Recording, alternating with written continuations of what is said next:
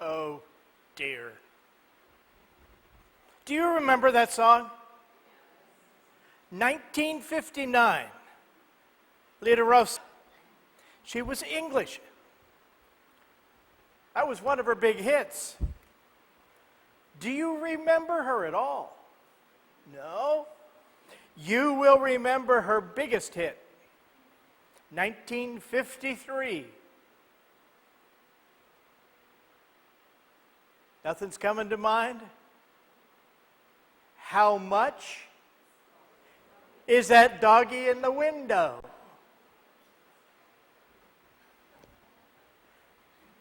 She was quite a noted singer in England. She did come over here for a while. She married an American, and that didn't last, so she went back to England and did far better, apparently. Anyway, Matter. In the song, it was blue ribbons and different kinds of posies, right? Different kinds of flowers to adorn her. A straw hat with the blue ribbon for her brown hair. It was all about things of materiality, weren't they? Matter. There's a time in metaphysics history where originally in physics they were saying everything is matter. Everything is formed matter. As if it were the real and only thing. And then metaphysics came along and said, it's all mind. Everything is mind. And then the skeptics came along after that and said, no matter, never mind. She's singing about matter. Matter. What is matter? And in our world, so many times when we talk about, well, there's something wrong. What's wrong? It's happening in matter, in materiality, in our physical existence. We affirm that the one good is all. There is only God, Emily Cady said. All else is a lie, right? And yet we attached all this stuff and all these outer events and call them real. How many times have I heard, well, you've got to face the facts. This is incurable, and that's impossible, and there isn't enough, and you can't do that. Are those the facts? Or are they just opinions, misperceptions? I've got a quote from Emily Cady. I'm sorry, Emily Cady. This is, to some, it's better than Emily Cady. It's Emma Curtis Hopkins. She said, matter is all the hindrance we know. Spirit is free, untrammeled, unhindered, irresistible. All is spirit, nothing is matter. That echoes, there's only God, which you could say, spirit. All else is a lie. That way, the idea of matter, separate from spirit, is a lie. Looking up suddenly from their deep thoughts.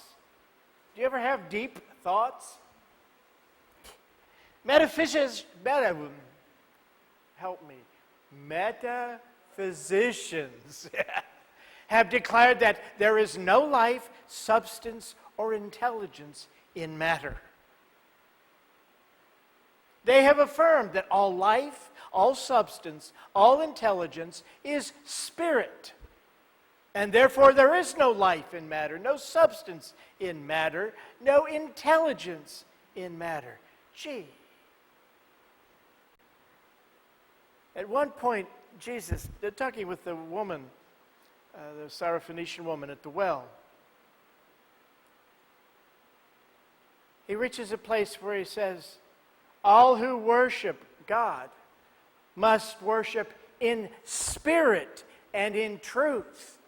Not about the outer appearances, the outer illusions of this world, but spirit and truth. Spirit occupies the place that matter claims to occupy. Therefore, life occupies the place where matter claims to occupy. In the spot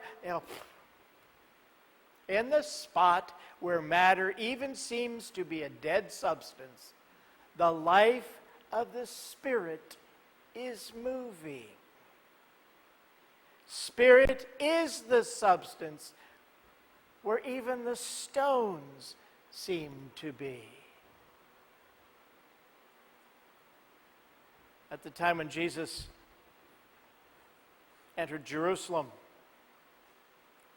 and this is the beginning of Holy Week, one of the soldiers said to him about his followers being so loud and noisy. And he said, if they didn't speak, even the stones would cry out. So what we think as something dead, inert, separate from spirit, spirit and things like that are holy and they're invisible. It is all God manifesting in this world however it will. Spirit is free, untrammeled, unhindered, irresistible. So, what's the matter with matter? As soon as I ask that question, I hear the answer just reverberating in my mind. What is the matter? Oh dear, what can the matter be? And the answer that keeps reverberating in my mind, I hope it's in yours, is nothing. No thing. If you go back to Emily Cady saying, there's only God, all else is a lie. If you go back to the idea that even where dead matter seems to be making its presence known, life and spirit are there, what's the matter with matter? Nothing. No thing. Because it's no thing. It's God energy. What do we know about God energy?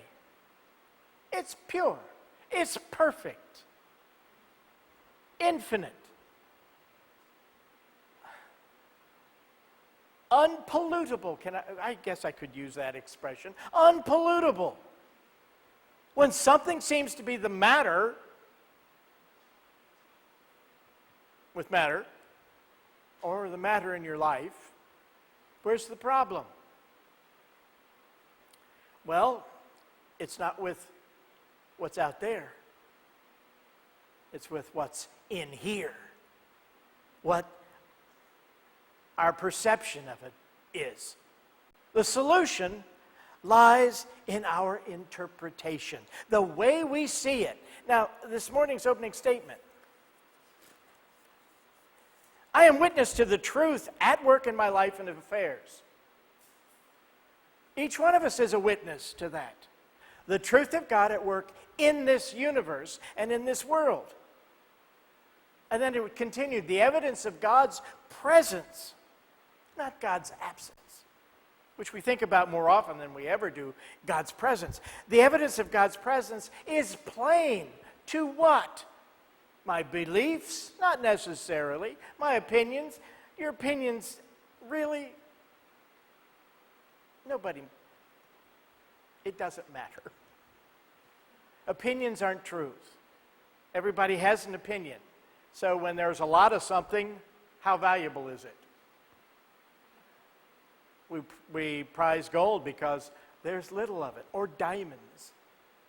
Do we prize opinions? Not really.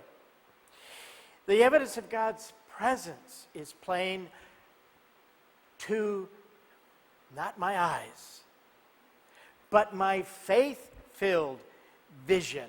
What is that? That looking through the outer appearances sees the truth. Now, everyone in here who has driven at some point or another has had to see through your vision, your outer appearances, to see the truth. Sometimes when you're driving on dark, curvy roads, you get all kinds of perceptions. Sometimes I think, my God, then right over the next hill, the road's going to end and I'm going to end up in a pit. My mind plays all kinds of games with me. It does when you fly airplanes and you go into certain situations, such as instrument conditions. All of a sudden, you cannot rely on your senses, your perceptions of the five senses, because they will kill you. You drive down a road, and it's a nice, bright, sunny day. The road's nice straight ahead, and down there you can see it goes into the water. You know, don't you? Yeah. You look through that because you know that's not the truth. And it's funny. It's kind of like the rainbow, the end of the rainbow. You never get there. It keeps moving away from you. Because you know it's not an issue. Where is the problem? What's the matter in our lives? The problem is our perception. We're looking through human eyes, eyesight rather than insight. And what a difference that makes. What's it like when you have insight instead of eyesight? Well, with eyesight, you read the newspapers and you say, oh, what's the matter with this world? Or the economy's a mess, or there are no jobs and there isn't enough, and money's tight. When you use insight, you say, that's the appearance, but that's not the reality. There is just as much abundance in this universe today as there has ever been.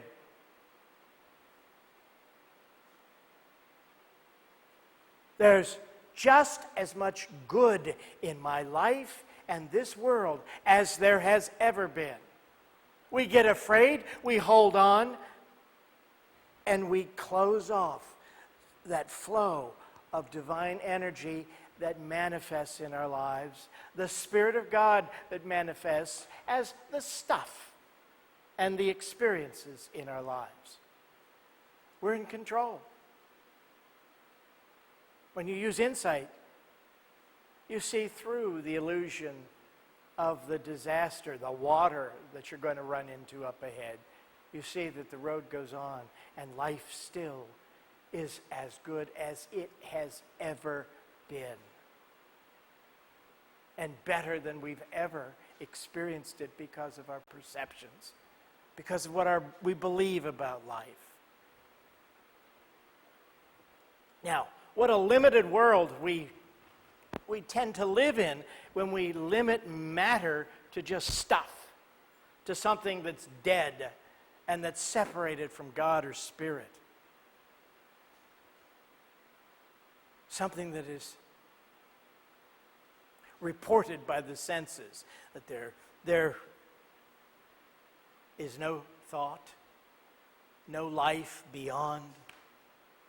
It makes for no history, no future, no mystery, no meaning.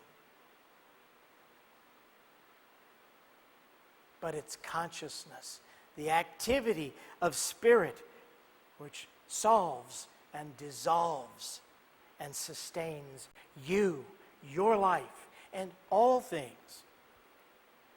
Now, there's a fascinating Bible story. I can't remember the last time I used it. 2 Kings, chapter 6.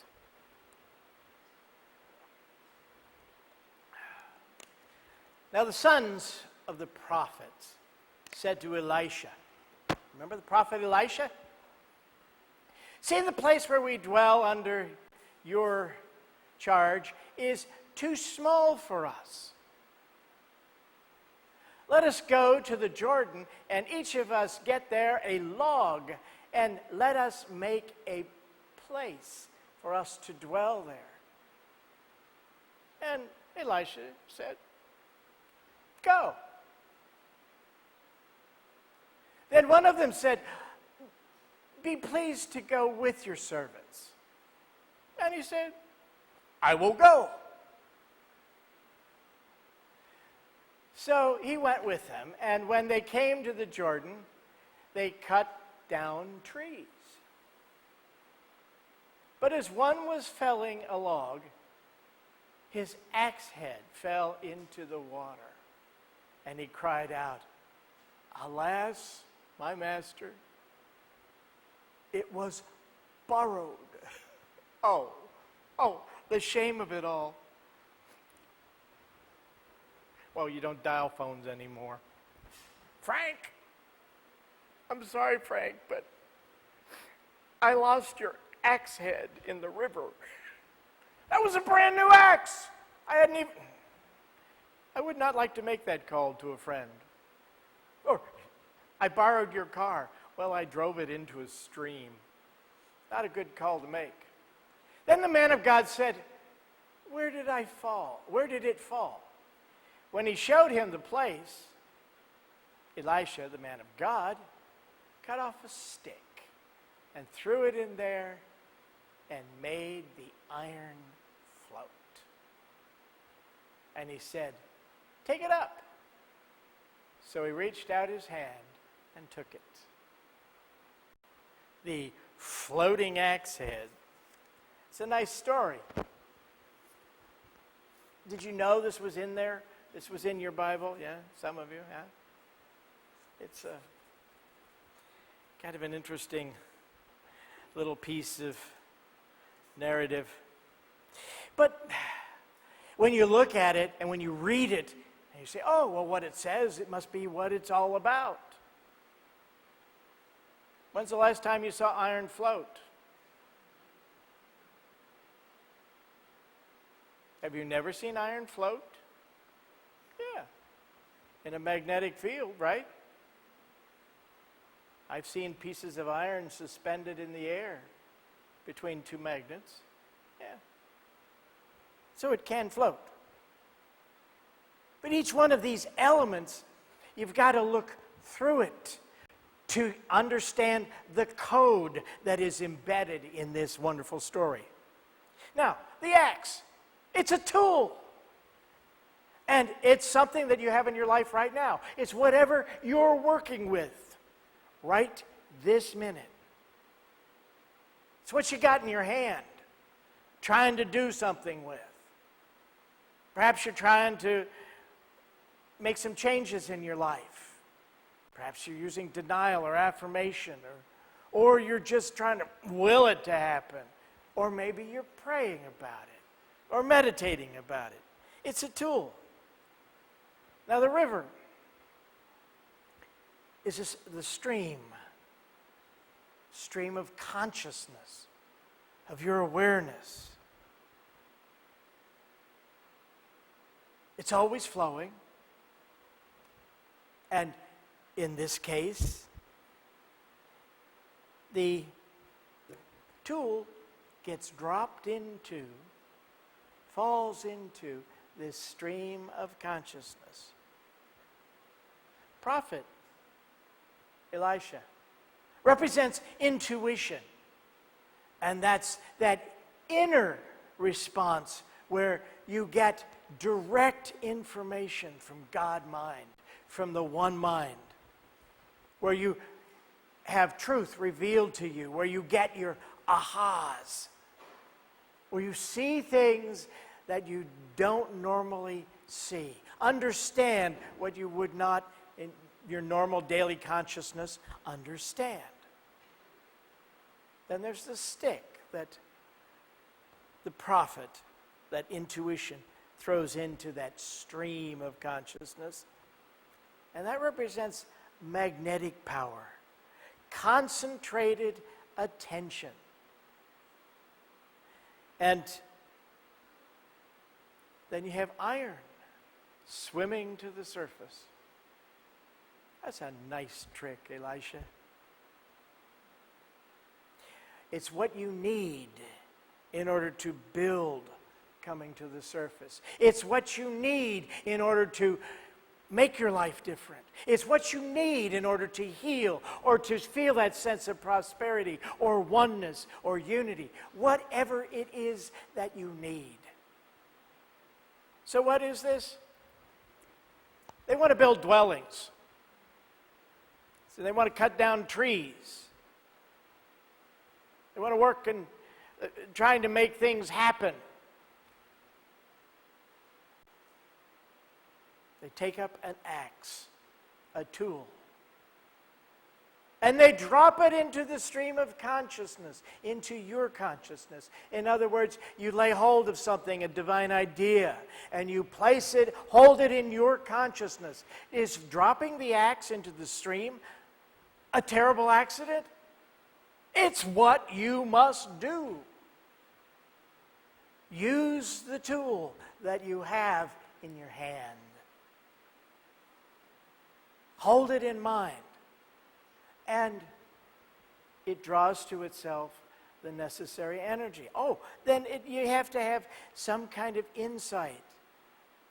You begin to get ideas of what you can do, what's necessary for you to do, and ideas of how this is going to come about in your life. Intuition. And then, from that intuition, you realize that you need to apply concentrated thought. What does that mean? Well, I can remember back in school, and that's a long time ago, I saw all kinds of doodles. I'm sure you did too. In notebooks, hearts and things, about one love interest or another. I'll talk about concentrated thought. How many of us have at one point or another focused on something intensely in our lives? A person, a thing, an automobile, a house, a situation. But this kind of focused attention is thinking about it, seeing it already done in your life with the idea that it is for you, and it is for you now. So you're seeing its presence in your life instead of pining because of its absence. That's a different kind of concentrated attention, and that's magnetic. It begins to draw the energy, the spirit that begins to form and shape that thing in your life.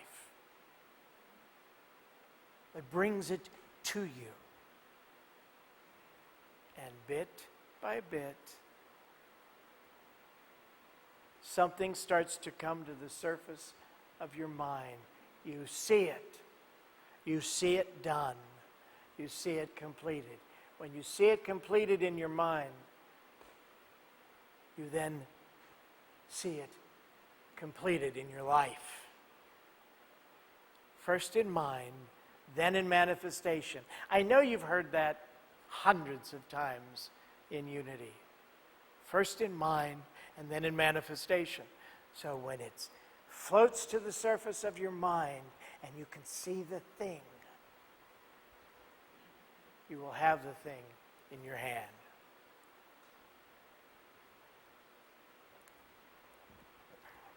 One of my favorite books, and I'm sure it's one of yours too, out of the Bible, is Deuteronomy. Or if you read the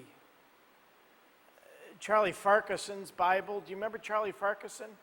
Was it Hee Haw? He had a version of the Bible. They called it Charlie Farquharson's Testament. And this particular book he called Due to Run on Me. Interesting book. I'm sure many of you have read it all the way through many times. Probably not. If there arise a matter too hard for thee in judgment, Have you ever had something that seemed just too difficult to understand, too difficult to find a solution for? Big matters of controversy within thy gates, in your mind, in your life. Then shalt thou arise. It's going to tell you what to do. And get thee up into the place where the Lord thy God shall choose. Where's that going to be? In other words, raise your vision, raise your consciousness, your awareness, get it off the problem and get it onto the solution. And the solution is always a God-centered consciousness. Raise your vision. And thou shalt come into the presence, into the priests, the Levites, and inquire. That's reaching a place of inner dialogue and meditation. And thou shalt do according to the sentence which they of that place which the Lord shall choose shall shew thee. Don't you like to be shewn? Yeah. When you go inside, internal, you take a problem, a challenge in and begin to meditate, contemplate, allowing the answer to come forth from within you, then you get this revelation, this inspiration. Now, whatever comes, the scripture goes on and says, according to the sentence of the law which they shall teach thee, thou shalt do. In other words, go inside. Take time to meditate upon a challenge, a problem, a situation. And what comes to you, follow it. And what's going to happen? You will find it is solved. You will find the answer and the thing you desire. When there is something the matter, even if it's the matter with matter, it's a claim, a shadow, a misinterpretation. But within the matter itself is a matrix of a solution. So you wait in the inner silence, in the silence within you, until your mind becomes clear and you begin to see, to experience that inner spirit, that infinite love, that sense of oneness and unity, and you receive your answer. When your attitude is of the matter, the problem, what's your answer? More problem. Because you're thinking about it and investing your energy in it. When you have an answer attitude, when you look within and become open, responsive, you may even say, show me, Lord, show me, God. What's the answer to this? If you stick with it, your answer will come. And when it comes, you have your solution.